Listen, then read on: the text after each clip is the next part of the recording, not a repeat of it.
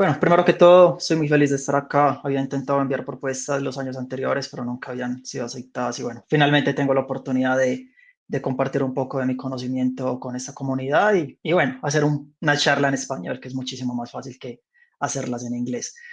Bueno, antes de comenzar, quiero hacer una pequeña introducción sobre quién soy. Trabajo como Principal Software Engineer en el equipo Kinfolk en Microsoft. Kinfolk, para los que quizás no la conocen, era una pequeña empresa alemana que fue adquirida por Microsoft en el año 2021.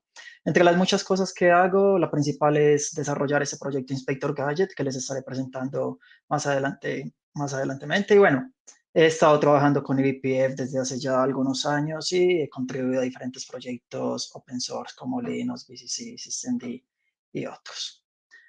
Bueno, ¿qué les voy a mostrar hoy? Lo primero es, les voy a hacer una pequeña introducción sobre qué es eBPF. Tengo entendido que ayer hubo otra charla sobre eBPF, desafortunadamente no la he podido ver. Espero que les pueda aportar algo nuevo sobre estos conceptos de eBPF. Voy a explicar cómo se ve por un clúster de Kubernetes usando estas herramientas eBPF. Y bueno, finalmente les voy a introducir este proyecto Inspector Gadget que lo que hace es usar eBPF para hacer que el debugging de los clústeres Kubernetes sea más fácil. Bueno, dicho esto, creo que podemos comenzar con qué es eBPF. Bueno, eBPF lo podemos describir como una máquina virtual en el kernel, pero en este caso no tenemos que pensar como máquina virtual del tipo VirtualBox, KVM o Parallels, de ese tipo de máquinas virtuales, sino una máquina virtual en el sentido de que es un mecanismo que nos permite ejecutar código. En este caso, lo que hace VPF es que toma programas que son inyectados por el usuario desde User Space y ejecuta esos programas en el contexto del kernel de Linux. Eh, yo creería que eh, la característica más importante de VPF es que nos deja cambiar el comportamiento del kernel sin tener que cambiar el código del kernel. Digamos que antes, cuando no teníamos VPF y queríamos implementar una nueva funcionalidad en el kernel, bueno, lo que teníamos que hacer era coger el código del kernel, cambiar el código, compilar, probar. Finalmente, cuando funcionaba, íbamos y hablábamos con los maintainers del kernel para ver si ellos estaban de acuerdo en incluir la nueva funcionalidad o el cambio a alguna funcionalidad en el kernel. Y bueno, finalmente cuando los maintainers aceptaban dicho cambio, había una release del kernel con dicha funcionalidad.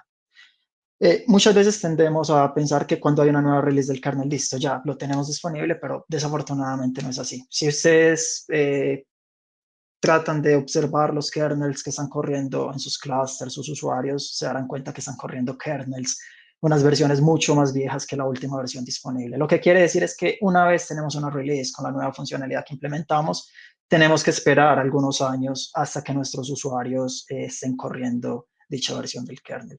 Y bueno, de hecho lo que sucedía es que desde el momento en que yo tenía la necesidad de una nueva funcionalidad hasta el momento en que tenía una versión del kernel con dicha funcionalidad corriendo por mis usuarios, transcurrían algunos años. Y bueno, muchas veces cuando eso sucedía ya los requerimientos iniciales cambiaban y digamos que tenía que comenzar de cero. Entonces era un proceso bastante lento. Con eBPF funciona de una manera diferente, lo podemos hacer mucho más dinámicamente, podemos cambiar el comportamiento del kernel sin tener que cambiar el kernel. Obviamente no lo podemos cambiar todo, son muchas las cosas del kernel que no se pueden cambiar con eBPF, pero digamos que día a día son más las cosas que podemos hacer con eBPF al interior del kernel. eBPF tiene diferentes casos de usos. Yo creería que se pueden resumir en tres casos que son tracing, networking y security. En un momento les hablaré más sobre ellos. Y bueno, esto quizás es un mensaje general, pero eBPF es cada vez una tecnología más importante en el kernel de Linux. Cuando se implementó inicialmente solo soportaba ciertas cosas, pero día a día vemos que los casos de uso de VPF son más, las funcionalidades en el kernel cada día son más, los proyectos que usan VPF cada día son más y digamos que alrededor de VPF se está creando una comunidad que es cada vez más grande. Entonces hay un gran potencial en esta tecnología. Bueno, pero ya les dije que VPF se habla mucho, quizás ustedes lo hayan visto en muchas conferencias, muchas personas están hablando de VPF, diferentes compañías lo están usando, pero ¿por qué VPF? ¿Cuál es la razón que por la cual eBPF es tan poderoso y por la cual muchísimas personas están hablando acerca de él. La primera, digamos que ya se las mencioné más o menos, y es, le da flexibilidad al kernel. No tenemos que esperar una nueva release del kernel para tener una nueva funcionalidad, la podemos implementar con eBPF. Bueno, la flexibilidad es importante seguramente, pero la eficiencia también es importante. eBPF es una tecnología muy eficiente y bueno, desde un punto técnico lo podemos explicar que usa un just-in-time compiler. Lo que quiere decir es que las instrucciones eBPF se traducen a las instrucciones de la máquina en la cual estoy corriendo de una manera muy eficientemente. Entonces no existe una emulación de eBPF, sino que a través de este just-in-time compiler la ejecución de los programas eBPF tiene un overhead muy bajo. Digamos que pueden alcanzar una velocidad casi como si estuviéramos corriendo directamente en la máquina. Y bueno, lo último, de nuevo, flexibilidad es importante, eficiencia es importante, pero la seguridad en estos tiempos es aún más importante. Entonces, eBPF nos da un ambiente seguro en el kernel, en el cual podemos ejecutar esos programas que nos da el usuario de una manera segura. De una manera segura quiere decir que esos programas no nos van a hacer un crash del kernel. El kernel tiene un mecanismo, un componente, un mecanismo de verificación por el cual prueba que los programas sean seguros. Que sean seguros quiere decir que no intentan acceder a memoria que no es permitida, que terminan en una cierta cantidad de tiempo, es decir, que no tienen loops, no tienen saltos hacia atrás y este tipo de cosas. Entonces, digamos que el kernel nos garantiza que los programas eBPF que se ejecutan al interior del kernel son seguros y que no nos van a afectar la máquina en la cual estamos corriendo nuestro sistema operativo. Esta quizás sea una manera muy fácil de hacerles entender qué es eBPF a los que no están familiares con el concepto. Yo no sé si a muchos de ustedes les tocó, a mí personalmente no me tocó cómo era el Internet hace algunos años, pero bueno, antes de JavaScript tengo entendido que los sitios web eran bastante estáticos, básicamente había HTML y era todo lo que se mostraba. Y bueno, después se creó JavaScript, que es este lenguaje que se ejecuta por el navegador web y que nos permite cambiar cómo se muestran las cosas al usuario. Podemos decir que eBPF es algo similar para el kernel de Linux. Digamos que podemos pensar que el kernel de Linux es como un motor que es estático y que nos ejecuta esos programas eBPF, y con esos programas eBPF podemos hacer que el kernel sea mucho más dinámico. Digamos que es una manera de, una analogía por la cual podemos entender más fácilmente de qué se trata eBPF. Bueno, acá les quiero mostrar rápidamente cuáles son los diferentes casos de uso de eBPF. El primero es tracing. Los programas eBPF los podemos conectar a diferentes hooks que nos da el kernel, en los cuales podemos extraer información sobre qué es lo que está sucediendo. Por ejemplo, podemos conectar estos programas a diferentes funciones del kernel y podemos saber, no sé, un ejemplo es cuando un archivo se está abriendo, cuando un proceso se está ejecutando, cuando un proceso intenta enviar un paquete de red o cosas de ese estilo. Y bueno, acá son diferentes tipos de programas que podemos usar para tracing, pero que son detalle técnico, lo podemos obviar en este momento. Un segundo caso de uso de eBPF muy importante también es el networking. Los programas eBPF los podemos conectar a las interfaces de red del sistema, lo que quiere decir es que cada que un paquete de red nos llega o se envía a través de una interfaz de red, podemos ejecutar nuestros, o mejor dicho, nuestros programas eBPF son ejecutados. ¿Qué podemos hacer con dichos programas eBPF? Podemos descartar los paquetes. Esto es útil cuando queremos implementar soluciones como una mitigación a un ataque de DDoS. Tenemos el programa de eBPF, vemos, no sé, Destination IP o alguna característica especial en el paquete, y de acuerdo a alguna lógica podemos decidir si el paquete lo queremos eliminar o si queremos que el paquete siga su transcurso en el subsistema de networking del kernel. Con los programas eBPF también podemos modificar los paquetes. Podemos cambiar, no sé, la dirección IP de destino, el puerto de destino. Por ejemplo, si queremos implementar un NAT, una traducción de direcciones o algo así, también lo podemos hacer con eBPF. Y adicionalmente, con estos programas podemos hacer el forwarding de los paquetes a otras interfaces de red.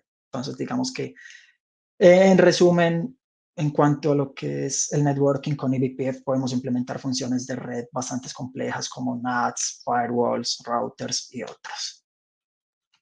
Y finalmente, el tercer caso de uso de eBPF es la seguridad. Desde esta versión del kernel 5.7 podemos conectar nuestros programas eBPF a un mecanismo que ya existía en el kernel que se llama Linux Security Modules. Los Linux Security Modules nos dan un mecanismo que nos alerta cuando ciertas acciones suceden en el kernel. Por ejemplo, cuando un proceso intenta abrir un archivo, en ese caso podemos ejecutar nuestro programa eBPF, podemos poner ahí toda la lógica que queremos y basado en el código de retorno del programa eBPF podemos decidir si esta acción es permitida o no. Bueno, y acá, como para terminar la introducción a eBPF, les quiero mostrar solo algunos de los diferentes proyectos que están usando eBPF. Estos son solo algunos de los diferentes componentes, de los diferentes proyectos que tenemos, porque, como les decía antes, hay muchísimos proyectos nuevos que usan eBPF todos los días, entonces en este momento es casi imposible saber cuáles son todos los proyectos que usan eBPF. Quizás algunos de estos sean familiares para ustedes, seguramente Cilium. Cilium es un provider de red que implementa un provider de red de Kubernetes. Quiere decir que ese es el componente que se encarga de transportar un paquete de un pod a otro y todo esto lo hace con eBPF. Calico es otro provider de red, también tiene una implementación basada en eBPF. Bueno, Hubble es un sistema de monitoreo basado en Cilium que nos permite tener una visibilidad sobre el networking de Kubernetes. Y bueno, hay muchísimos otros proyectos. Acá tenemos kubectl Gadget, que es el que les voy a presentar en un momento. Tenemos Falco, que nos permite saber qué está sucediendo en un clúster, obtener información acerca de cosas como diferentes procesos que se están creando, archivos que se están abriendo y cosas de ese tipo. Bueno, creo que eso es todo sobre eBPF. Entonces, ahora vamos a ver cómo podemos debuguear un clúster Kubernetes usando esas herramientas. Pero antes de ir a la parte de usar las herramientas directamente, quiero aclarar un poco por qué debuguear un clúster de Kubernetes es difícil. Entonces, Kubernetes es este sistema distribuido, este sistema operativo distribuido, si lo queremos llamar así. Eh, entonces, cuando hay algo que no sucede en Kubernetes, ¿qué es lo que normalmente hacemos? No sé, podemos ver si los pods están corriendo para ver que no estén en un crash lookup, look backoff state. Podemos ver los logs de la aplicación para ver si hay algo. Y bueno, en algunos casos dicha información no es suficiente, entonces tenemos que usar algunas herramientas adicionales para obtener más información acerca de qué es lo que qué es lo que nuestras aplicaciones están haciendo. Pero en este mundo de los microservicios, sabemos que son aplicaciones muy pequeñas, o mejor dicho, componentes muy pequeños que se ejecutan en diferentes lugares. Entonces, solo saber en cuál es el lugar que la aplicación o el componente que está fallando se está ejecutando es ya un poco complicado. Entonces, nos tendríamos que conectar a dicho nodo, ver cuál es el proceso que se está ejecutando en dicho nodo. Tenemos componentes que es posible que una parte de nuestra aplicación se ejecute en un nodo, otra parte esté en otro nodo, entonces hay una comunicación de red. En pocas palabras, son muchísimas cosas pequeñas que están muy distribuidas, entonces hace que seguir donde se ejecutan y debuguearlas sea un poco difícil. Bueno, existen algunas herramientas tradicionales. Por tradicionales, en este caso, quiero decir herramientas que son diseñadas para ejecutarse en un host específico, digamos herramientas diseñadas más para debuguear un sistema monolítico y no un sistema basado en microservicios. Estas herramientas no saben nada de contenedores. Estas herramientas lo único que tienen visibilidad son usuarios, procesos, pero el concepto de contenedores no lo conocen. Recordemos que el concepto de contenedor no es un concepto del kernel, sino que es un concepto afuera del kernel. Entonces, bueno, muchísimas herramientas no saben qué es un contenedor. ¿Qué quiere decir? Que si quiero filtrar o obtener todos los eventos de un contenedor no me es posible, tendría que hacer un filtro por un proceso específico o algo así. Entonces, es un poco complicado saber qué es lo que un contenedor específico está haciendo. Y bueno, tampoco, estas herramientas tampoco están integradas de ninguna manera con Kubernetes. Entonces, cuando obtenemos un evento, cuando estas herramientas nos dicen, por ejemplo, un archivo fue abierto, no sabemos cuál fue el pod, cuál fue el contenedor que abrió ese archivo. La única información que tenemos es el nombre de un proceso, entonces manualmente tendríamos que conectar esa información del proceso con el contenedor. Y bueno, no estoy diciendo que estas herramientas son malas, obviamente son herramientas muy útiles, pero estas herramientas no están diseñadas para Kubernetes y muchas veces usarlas en Kubernetes es muy difícil. Y bueno, les tengo una pequeña demostración de cómo podemos usar estas herramientas tradicionales en Kubernetes y cuáles son las limitaciones que ellas tienen.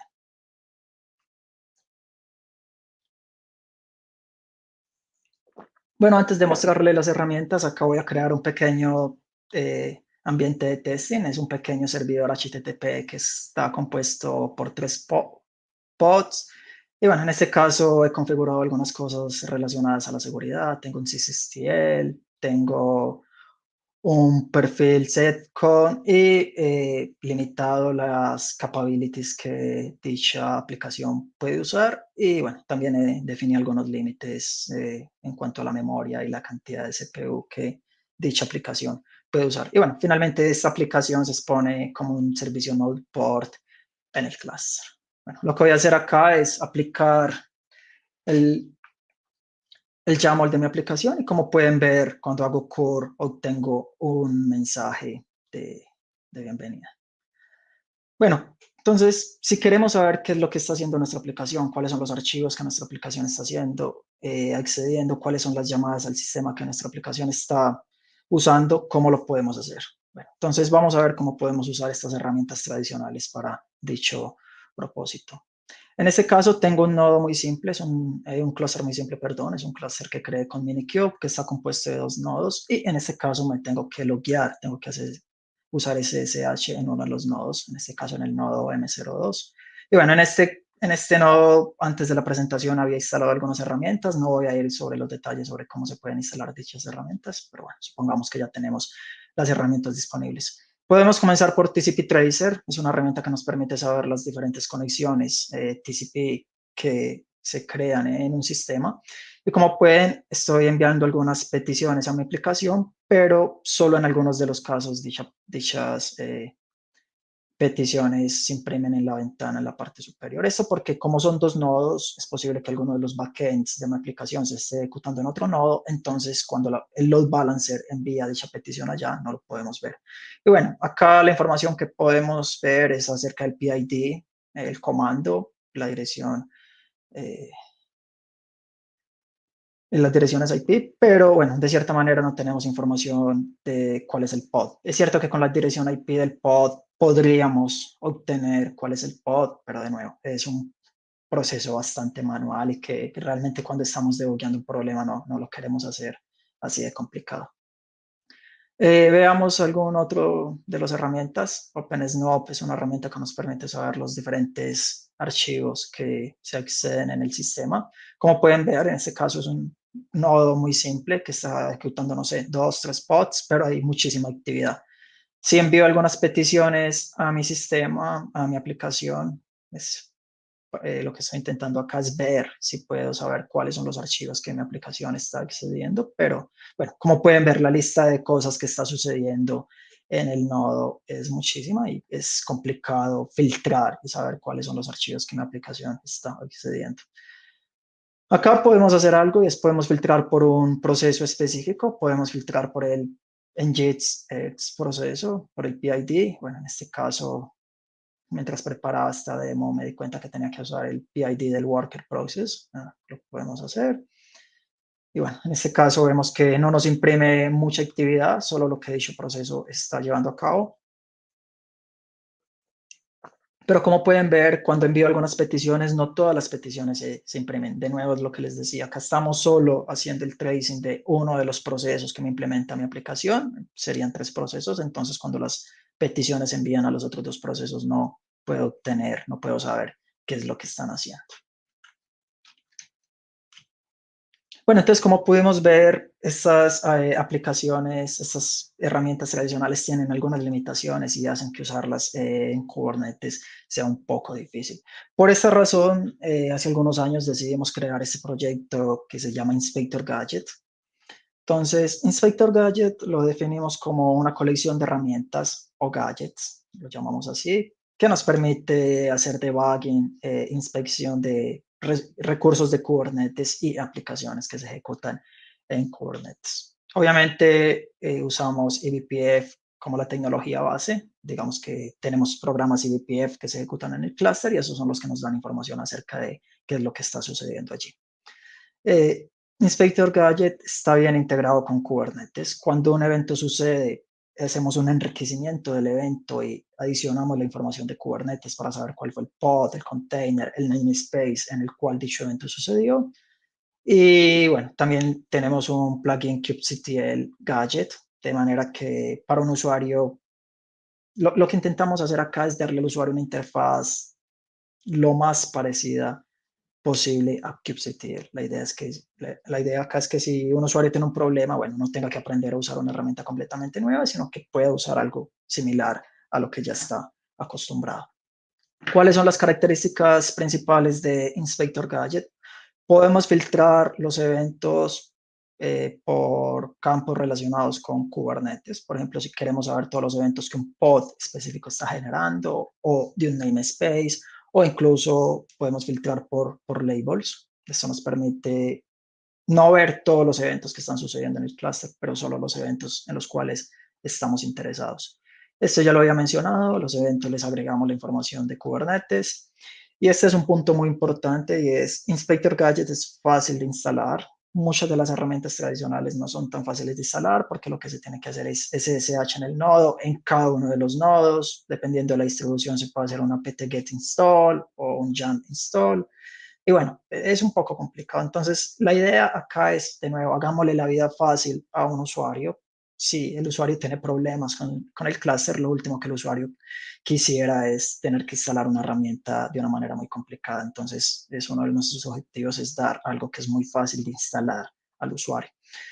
Y bueno, lo último es más un detalle técnico y es que con Inspector Gadget podemos capturar incluso los primeros eventos de un contenedor. Hay algunas herramientas que no permiten hacer esto. Lo que sucede es que muchos contenedores, cuando hay un problema, inician y después de ejecutar algunas instrucciones, el contenedor hace un crash. Entonces, no, si la herramienta no nos permite saber cuáles fueron los primeros eventos que generó el contenedor, es muy difícil saber cuál fue la razón por la cual el contenedor hizo un crash y por la cual se reinició. Entonces, con Inspector Gadget podemos ver desde el primer momento cuáles son los eventos que dicho contenedor está generando. Y bueno, estamos en el transcurso de implementar algunas API. Por el momento tenemos algunos paquetes Golang. La idea acá es que aplicaciones externas puedan importar los paquetes de Inspector Gadget y puedan procesar o recibir la información que Inspector Gadget captura en el clúster.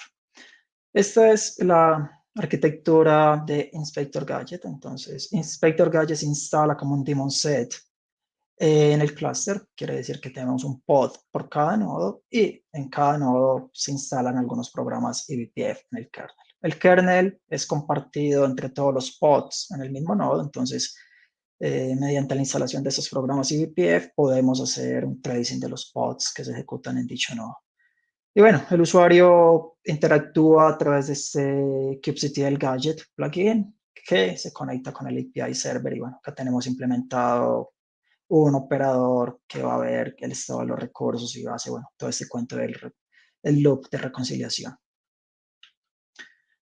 Bueno, en Inspector Gadget tenemos diferentes conjuntos de herramientas, mejor dicho, tenemos las herramientas divididas en diferentes categorías. Una categoría son los advisors, estos son herramientas que nos permiten sugerir configuraciones para el sistema. Por ejemplo, tenemos un gadget que es set con advisor, que nos permite capturar las llamadas al sistema que una aplicación, o mejor que un pod, está ejecutando y basado en eso podemos sugerir un perfil setcom para aplicar a dicho pod.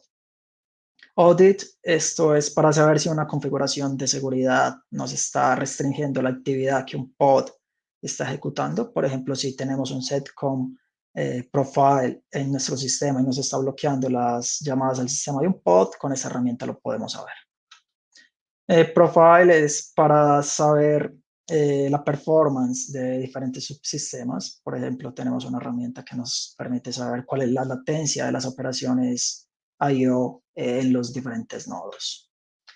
Snapshot, estas son unas herramientas que nos permiten saber cuál es el estado actual de un subsistema, por ejemplo, imprimir la lista de procesos, esto de un pod, de un container, o también la lista de sockets al interior de un pod o container. Top, este es uno de mis favoritos y es una herramienta que nos permite ver cuáles son los recursos o cuáles son las cosas que son más usadas en un clúster. Por ejemplo, tenemos una herramienta que se llama FileTop, que nos permite saber cuál es el archivo que se lee más o que se escribe más en un clúster y nos da información acerca de quién es el proceso, quién es el contenedor o el pod que está haciendo dicha actividad sobre dicho archivo. Esto es útil en el caso que tenemos una alta utilización de I/O, entonces con esta herramienta podremos saber cuál es el archivo y quién es el que está realizando dicha actividad en dicho archivo. Y bueno, finalmente tenemos Trace. Estas son las herramientas más tradicionales que nos permiten ver diferentes eventos en el clúster, como bueno, lo que ya les he mencionado varias veces, cuando se accede a un archivo, cuando se crea un proceso nuevo, cuando se crea una conexión TCP y similares. Y bueno, tengo acá una pequeña demostración de cómo funciona esto. Antes les quiero, bueno, aclarar que como ven el mensaje no es customizado para esta charla, era una demostración que hice hace aproximadamente un mes y bueno, me puse a grabarlo y me di cuenta que no tenía sentido porque iba a hacer lo mismo, entonces decidí reusar el mismo video que ya tenía. Bueno, entonces lo primero que les quiero mostrar acá es cómo podemos instalar Inspector Gadget. Lo primero que tenemos que hacer es ir al repositorio de Inspector Gadget. Ahí tenemos las diferentes releases y para cada una de las releases tenemos el plugin kubectl Gadget para diferentes sistemas operativos y arquitecturas. En este caso estoy ejecutando una máquina Linux AMD 64, entonces lo que voy a hacer simplemente es descargar dicho binario. Y bueno, realmente no era un binario, es un archivo comprimido, lo tenemos que descomprimir. Y lo que tenemos que hacer en el siguiente paso es copiar el archivo a una ruta que está bajo path, de manera que kubectl lo pueda ver. Y bueno, ya después de eso, cuando hacemos kubectl gadget, podemos ver que nuestro plugin se ejecuta. Bueno, lo que les mostré hasta ahora es cómo instalar el plugin, pero realmente no hemos aún instalado Inspector Gadget en el cluster. Entonces, para instalar Inspector Gadget en el cluster, debemos usar este comando deploy. Lo que va a hacer es que crea todos los recursos que Inspector Gadget necesita usar, hace pull de las imágenes, crea los diferentes pods y contenedores en el cluster.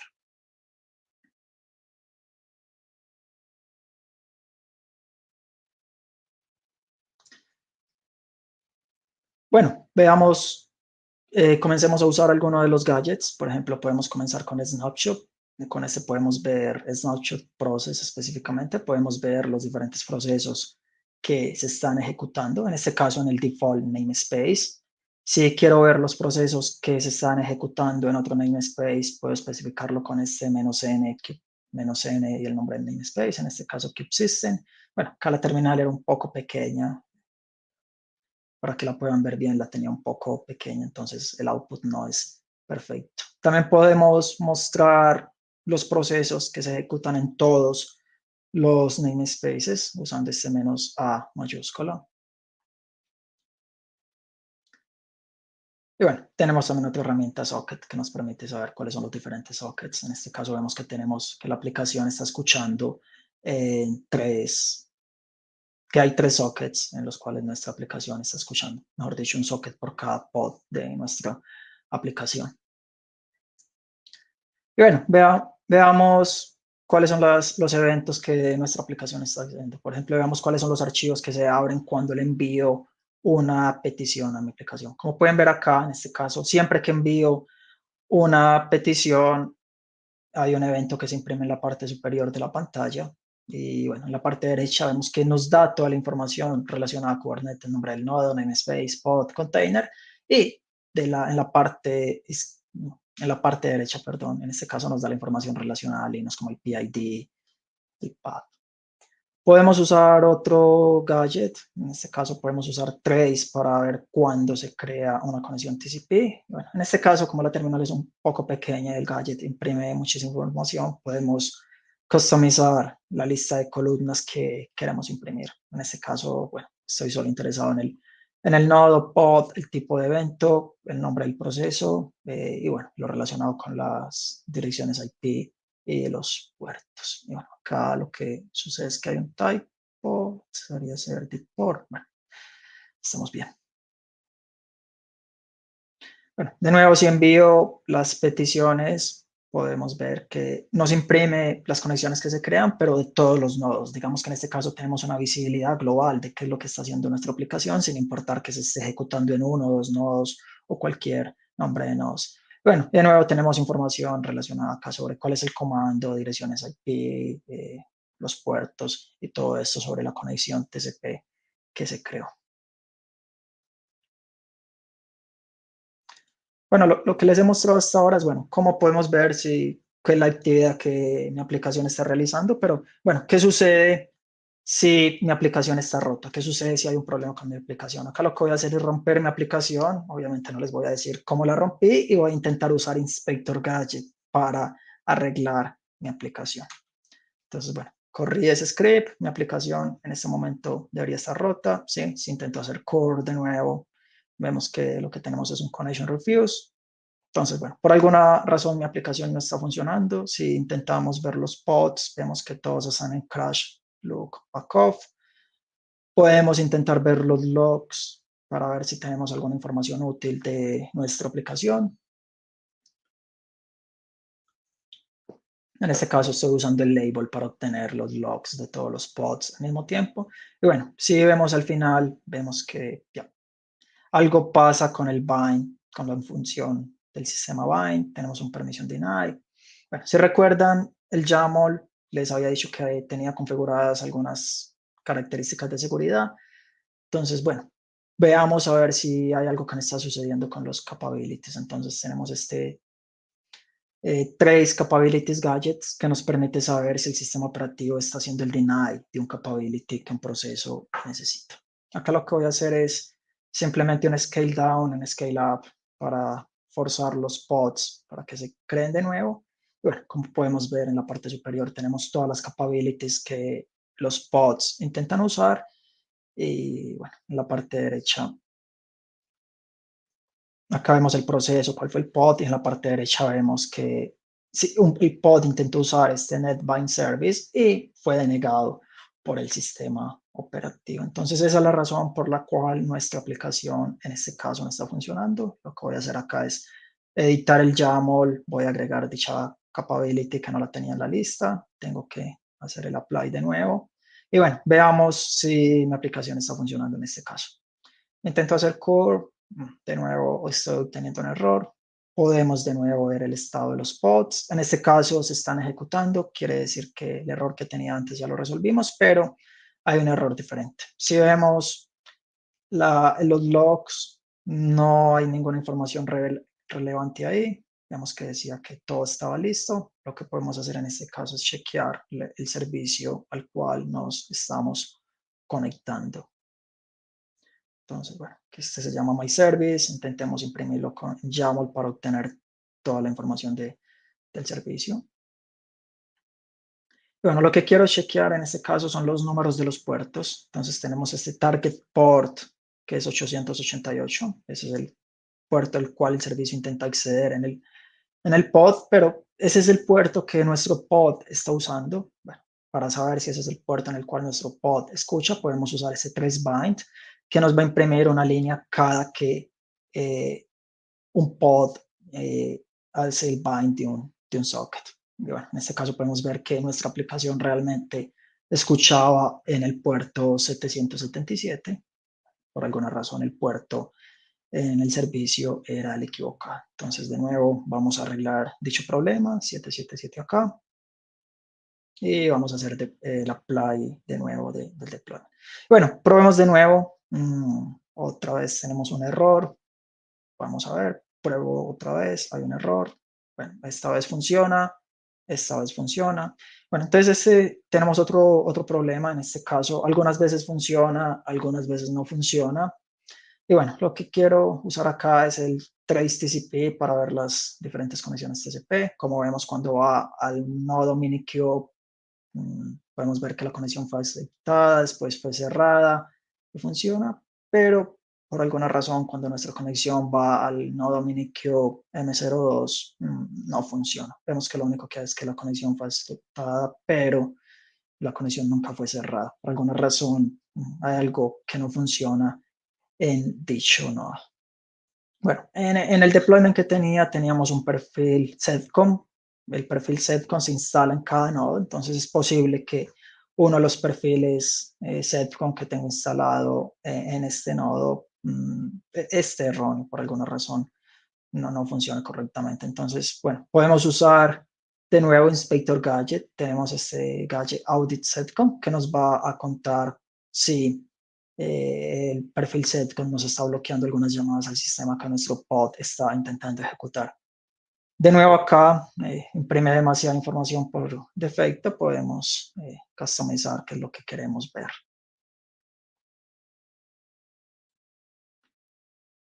Bueno, como podemos ver, en este caso, cuando no funciona, tenemos algunos eventos y bueno, efectivamente el pod está intentando usar este send file, esta llamada al sistema, y lo que está haciendo el sistema operativo es que nos está matando el proceso. Bueno, lo que sucede en este caso es que dicha llamada al sistema quizás no esté configurada en el perfil setcom. La voy a buscar, vemos que no está. Lo que podemos hacer en este caso es agregarla.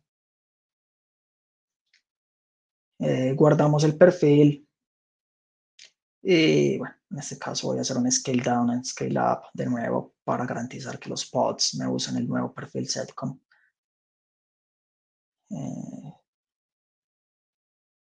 Voy a iniciar de nuevo el audit gadget para ver si me imprime algún evento y voy a enviar algunas peticiones a mi aplicación.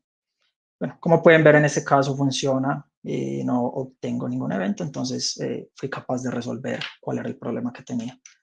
Obviamente es una demostración, todo preparado. En un caso real sería muchísimo más complejo, pero son un conjunto de herramientas interesantes que nos pueden ayudar a debuguear uno de esos problemas complicados en Kubernetes. Y bueno, ya estoy casi sobre el tiempo. Quisiera solo terminar con unas pocas conclusiones que me gustaría que se lleven de esta charla. Y la primera es que a través de eBPF podemos hacer que el kernel sea programable, podemos modificar el comportamiento del kernel inyectando programas desde el usuario.